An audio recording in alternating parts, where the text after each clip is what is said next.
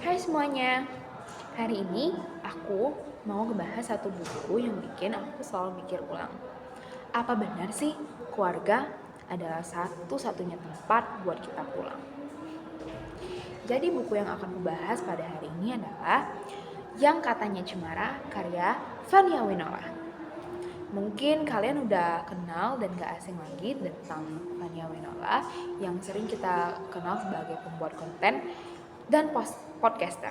Tetapi di buku ini dia bercerita sebagai seorang anak kecil yang hidupnya gak selalu manis seperti yang terlihat di depan publik. Buku ini dibuka dengan cara yang unik. Jadi kita diajak untuk membaca diary Fania saat kecil atau yang akrab dikenal sebagai cuplis. Waktu dia masih TK, di situ dia curhat tentang banyak hal, mulai dari betapa sedihnya dia saat harus ditinggal sama kakek neneknya karena ayah dan bundanya sibuk untuk bekerja, dan ternyata rumah yang awalnya hangat itu pernah berubah sampai akhirnya orang tua daripada atau cuplis memutuskan untuk berpisah.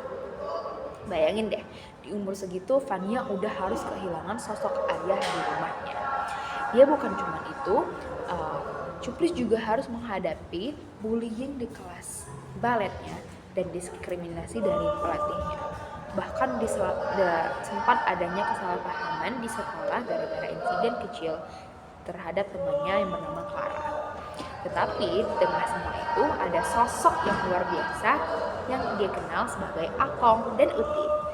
Kakek nenek yang selalu ada yang ngajarin Fania untuk tetap kuat menjadi versi terbaik dari dirinya.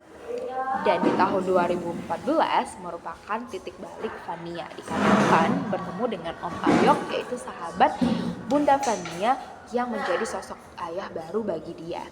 Mereka sempat main bareng, curhat bareng, dan akhirnya pada tahun 2016 Om Ayok resmi menikah dengan Bunda. Dan disitulah Fania merasa rumahnya perlahan-lahan utuh lagi. Walau bukan keluarga yang sempurna, tapi penuh kasih sayang. Buku ini tuh jujur sangat hangat, tapi juga bikin kita tuh merasa kayak nyatanya bahasanya ringan dan desain covernya yang minimalis, tetapi tetap berkesan di hati kita. Cocok banget nih buat kalian yang pengen merasakan cinta kisah kasih keluarga dari sudut pandang anak kecil, ya kan? Tapi ada satu kekurangan, beberapa konflik terasa agak tiba-tiba ketika ayah Fania datang untuk membawa rekaman CCTV. Pengennya sih itu dibahas lebih dalam ya, karena pada saat itu ayah kandungnya Fania menunjukkan sisi kepeduliannya terhadap anaknya, ya kan. Tetapi secara keseluruhan yang katanya Cemara ini bukan cuma tentang kehilangan, tetapi juga tentang bertahan dan menemukan jati diri, menemukan arti rumah yang baru. Buku ini ngajarin kita bahwa terkadang keluarga itu bukan soal darah, tetapi siapa sih yang benar-benar hadir dan peduli terhadap kita.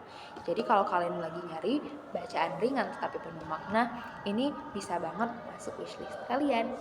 Jadi terima kasih telah mendengarkan hasil resensi buku Yang Katanya Cemara dari aku. Sampai jumpa.